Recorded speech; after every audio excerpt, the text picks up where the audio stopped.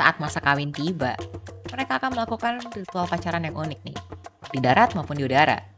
Burung ini memiliki tinggi sekitar 4 kaki atau 121 cm.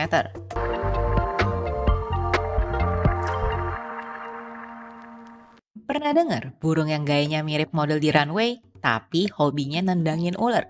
Kenalin, Secretary Bird.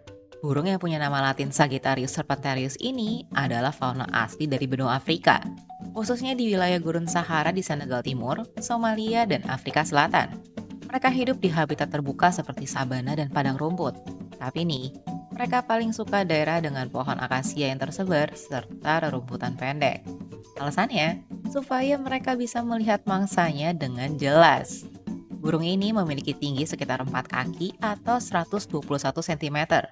Beratnya sekitar 2,2 sampai 4,3 kg. Sayapnya besar, yang kalau dibentangkan bisa mencapai rentang 190 sampai 220 cm.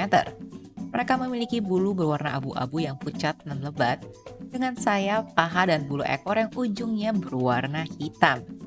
Paruhnya pendek dan melengkung ke bawah, sementara wajah dan kepalanya dilapisi kulit berwarna merah dan kuning. Kakinya yang panjang tampak seperti sedang memakai celana pendek karena hanya tertutup bulu di bagian tengahnya. Uniknya, mereka punya bulu mata lentik dan jambul berisi 20 helai bulu yang sekilas seperti pena. Nah, ini yang menjadi inspirasi kenapa mereka dinamai Secretary Bird. Karena tampilannya mirip dengan sekretaris abad ke-19 yang suka menyelipkan pena di belakang telinga. Secretary Bird ini masih kerabat jauh dengan elang. Tapi beda sama sepupu-sepupunya yang sukanya menghabiskan waktu terbang di udara, Secretary Bird justru lebih banyak menghabiskan hidupnya di darat dan berjalan lincah dengan kakinya yang panjang. Mereka bisa terbang nggak, Mbak Em? Bisa dong. Memang kesehariannya dihabiskan di daratan, Secretary Bird tetap merupakan burung yang bisa terbang. Sarangnya mereka itu ada di pohon akasia. Saat malam, mereka bakal bertengger di sana. Nah, terus kalau ada ancaman juga mereka bakalan terbang kabur. Tapi jangan terkecoh sama penampilannya nih. Meskipun kelihatannya mereka itu anggun dan kalem, mereka merupakan bird of prey yang bisa jadi nightmare buat mangsa-mangsanya. Bahkan, ular kobra yang berbisa aja masuk dalam jajaran mangsa si burung satu ini. Terus kalau si ular kobra ngeliat si Secretary Bird, mereka juga bakal langsung ketar-ketir nih. Selain penampilan yang unik, Secretary Bird juga punya cara berburu yang gak kalah uniknya. Karena mereka tuh lebih banyak menghabiskan waktu di daratan, mereka memburu mangsanya di daratan juga.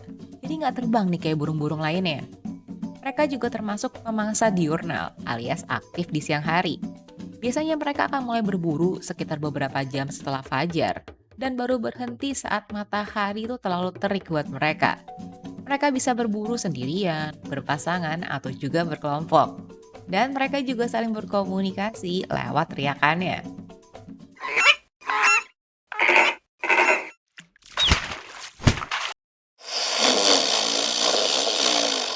Sekali berburu nih, jarak yang mereka bisa tempuh tuh bisa sampai 20 mil atau sekitar 31 kilometer. Kalau di Jakarta nih kira-kira kayak jalan dari Monas ke Bandara Soekarno-Hatta nih.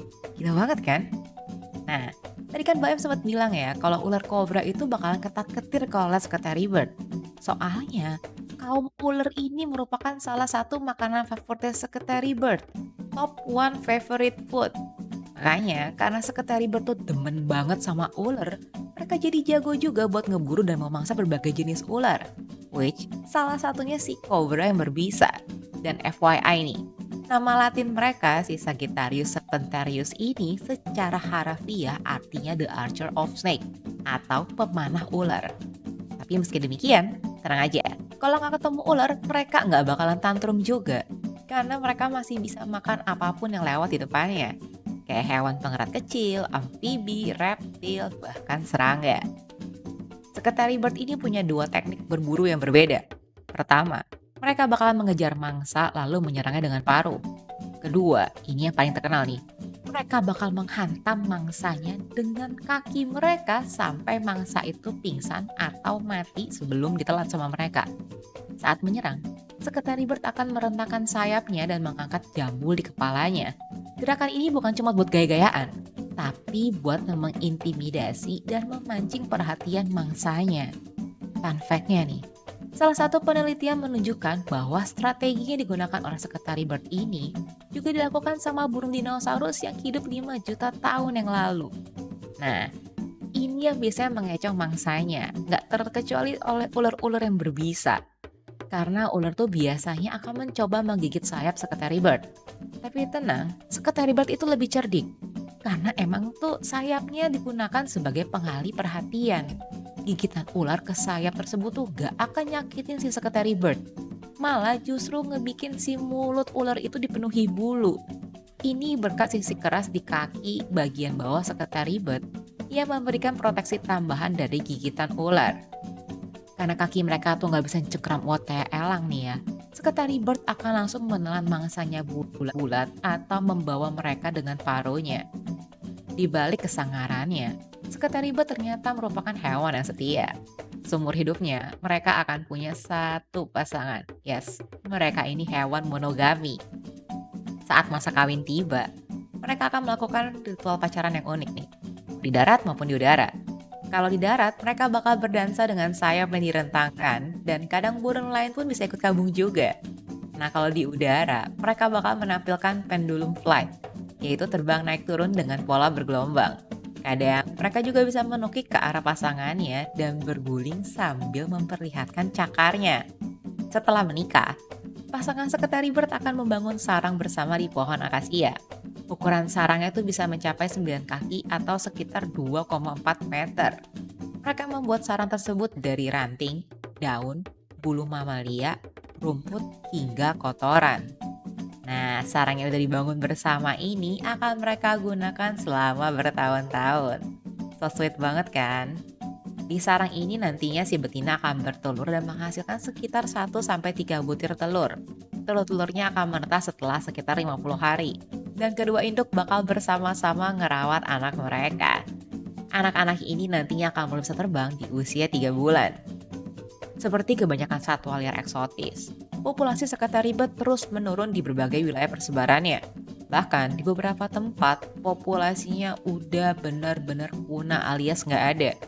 Penyebab utamanya adalah invasi manusia terhadap habitat alami mereka. Karena itu, Secretary Bird diklasifikasi sebagai spesies yang rentan terhadap kepunahan atau berstatus vulnerable di IUCN.